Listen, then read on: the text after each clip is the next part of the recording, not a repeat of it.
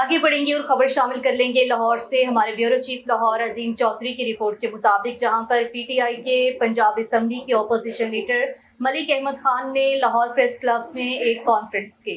हुकूमत यजीदी हथकंडे इस्तेमाल कर रही है, हमारे कन्वेंशन में से कारकुनान को उठा रहे हैं ताकि हम पुरअमन कन्वेंशन ना कर सकें।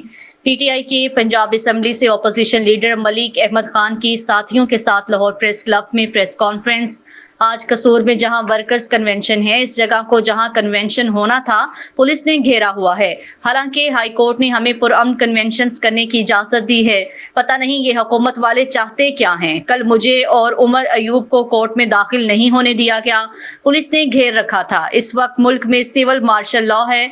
अगर ऐसी हरकतें ही करनी है तो फिर खुलकर मार्शल लॉ ही लगवा लें। अगर ऐसी हरकतें ही करनी है तो फिर खुलकर मार्शल लॉ ही लगवा लें। तो फिर हम हद के इज्जत कानून की मुखालफत करते हैं। हम आईजी ऑफिस का घेराव भी करेंगे।